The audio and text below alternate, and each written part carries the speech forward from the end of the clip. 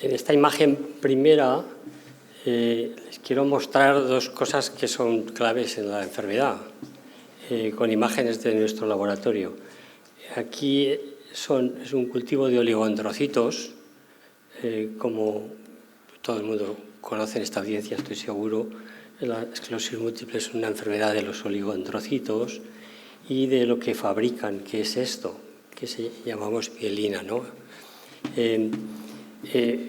Quiero llamar la atención un poco sobre el aspecto que tiene esta estructura tan especial del cerebro.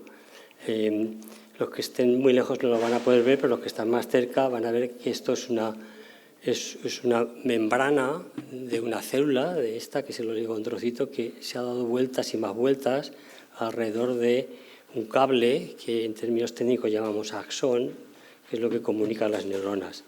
Y da tantas vueltas que en este caso, por ejemplo, si las contáramos en detalle, salen 30, ¿no?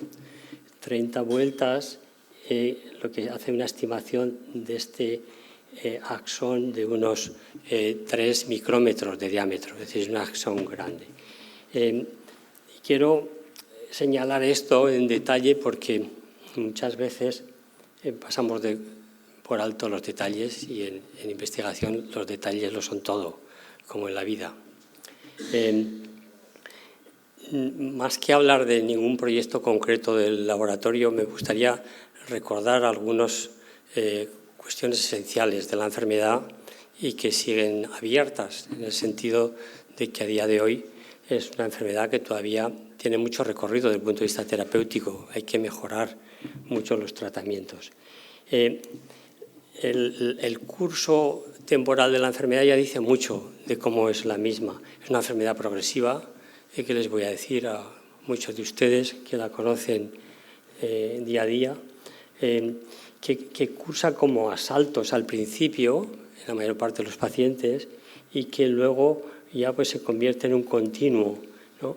Estos saltos que al principio no se ven porque no dan síntomas, hay que pasar un umbral clínico para que se manifiesten en signos motores o sensoriales o de otra naturaleza. Hay mucha historia debajo de esos saltos. En esos saltos pasan cosas, algún detalle vamos a poner hoy de forma muy sencilla. Son un poco conocer lo que pasa ahí dentro es clave para el diseño de terapias ya en curso y de utilización en la clínica, pero también otras en desarrollo. Si hacemos zoom en esos saltos, este sería que llamamos brotes, ¿verdad? Como todo el mundo conoce, nos encontramos que a nivel celular lo que ha ocurrido es que ha habido una invasión del tejido nervioso por parte de elementos del sistema inmune que pasan la barrera hematoencefálica y atacan los elementos del sistema nervioso central. Por eso decimos que esta enfermedad tiene una naturaleza autoinmune, ¿no? Aunque es la opinión más extendida, pero hay ideas alternativas a esa.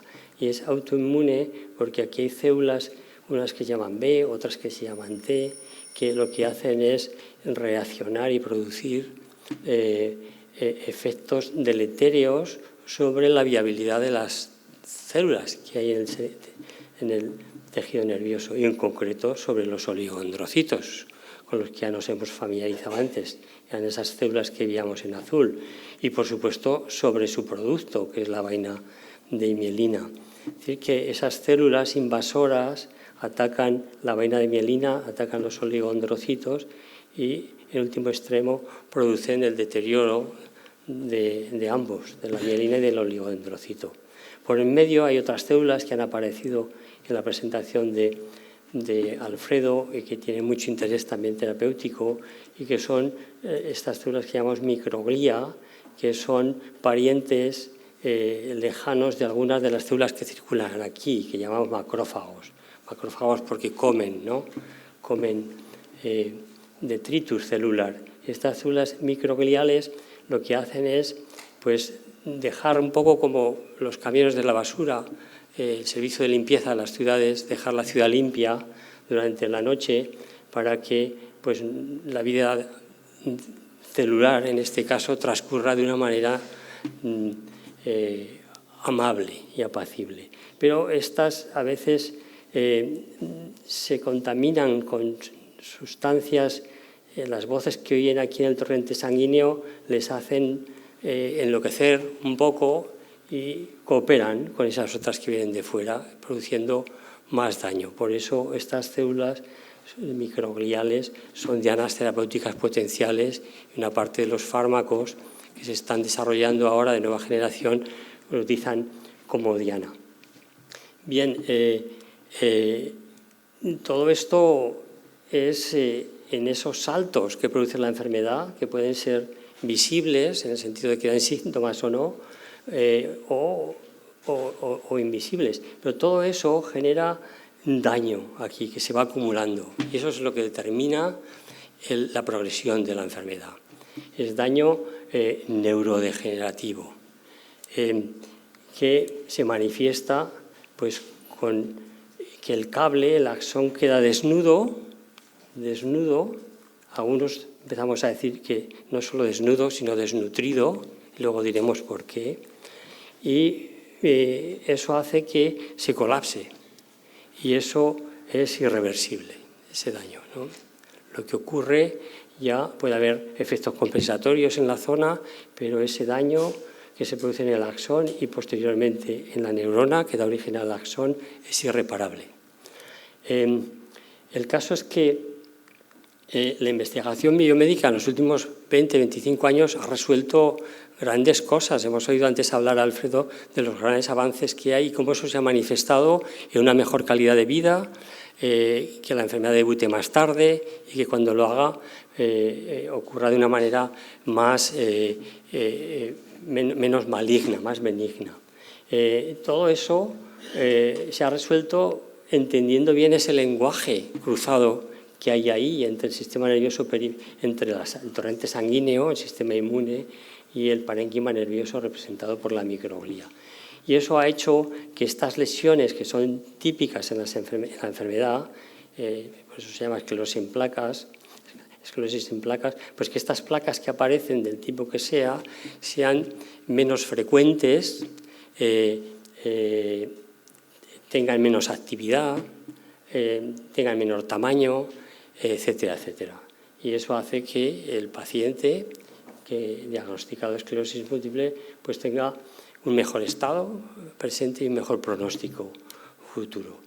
Bien, pero quedan muchos retos, claro, muchísimo. Todavía hemos hablado de desmielinización, ¿no? No sabemos cómo pararla de forma directa, de forma indirecta ya lo hemos mostrado, mediante la doma del sistema inmune con inmunomoduladores. Cuando se ha producido daño todavía no sabemos cómo repararlo, cómo remielinizarlo cuando la mielina ha desaparecido. Y luego tampoco sabemos cómo proteger, neuroproteger, ¿no? Es decir, que en definitiva vemos, esto es una imagen histopatológica, neuropatológica clásica de la esclerosis múltiple, vemos que en el tejido nervioso pues hay esas lesiones clásicas, ¿no?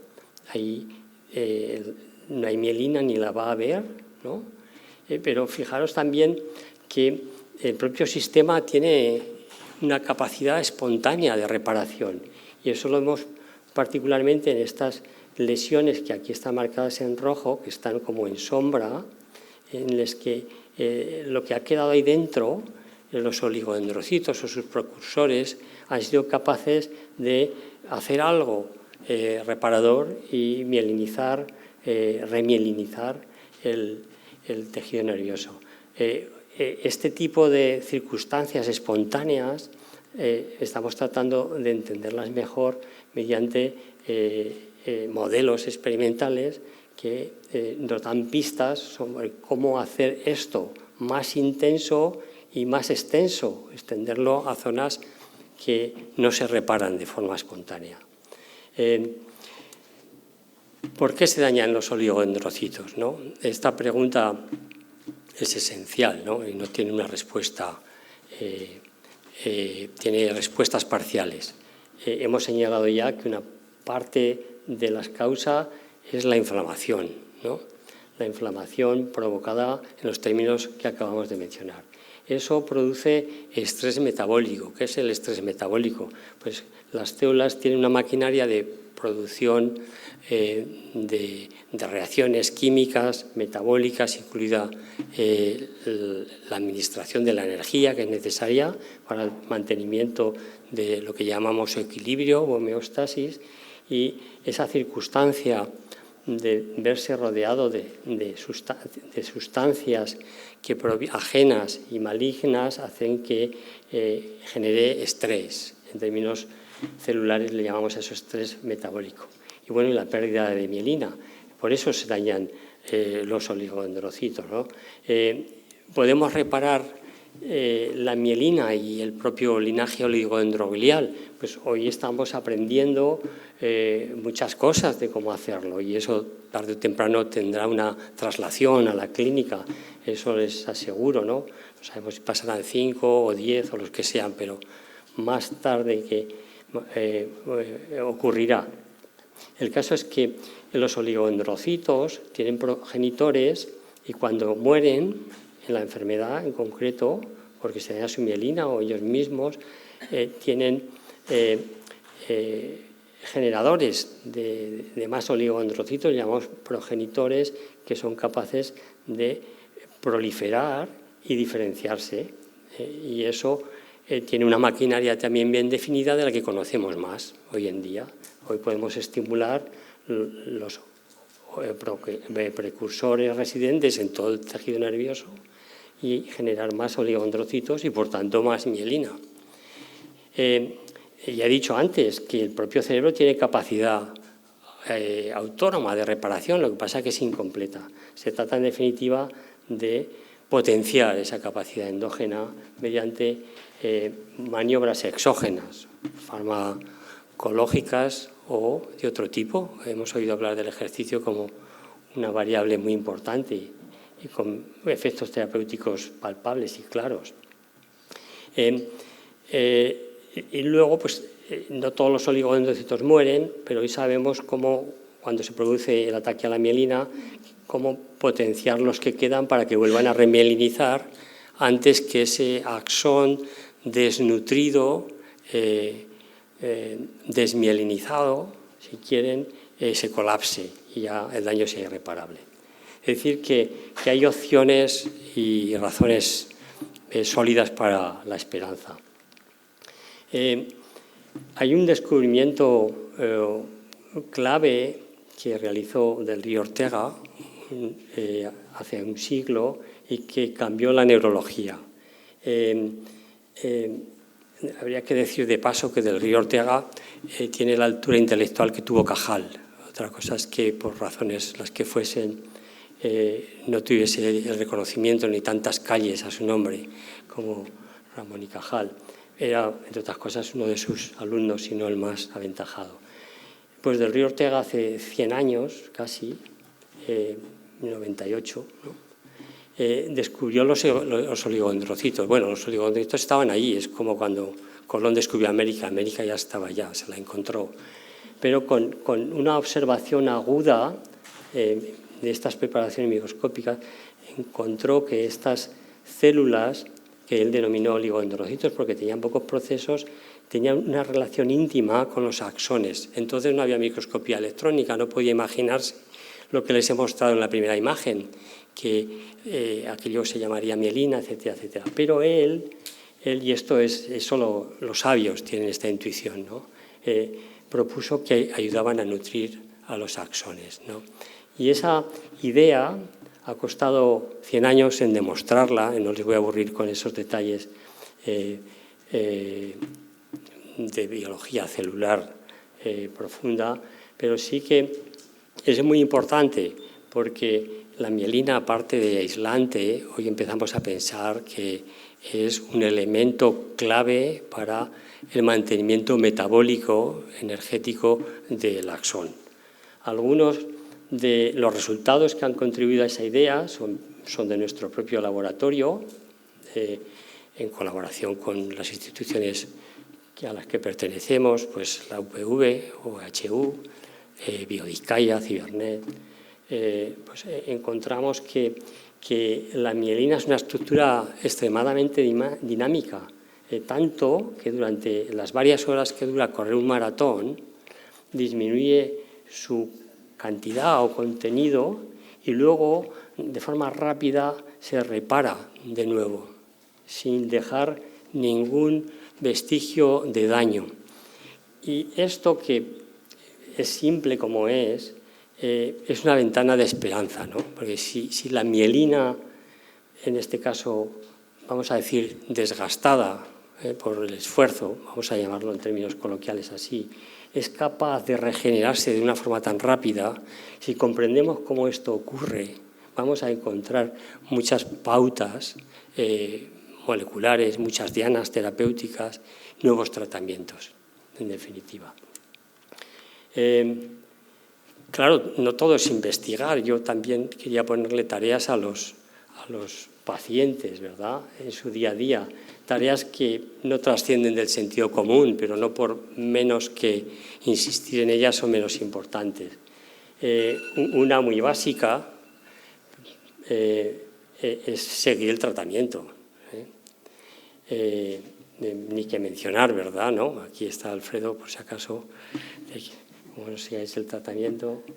Hemos oído hablar de la actividad física regular. Esto es esencial y básico. A mí me gusta decir que no hay mejor tratamiento que el ejercicio físico, ¿no? Y cuanto antes lo empecemos a hacer, mayores efectos tendrá, porque es un tratamiento a largo plazo, no es de un día para otro. Estas son también de sentido común.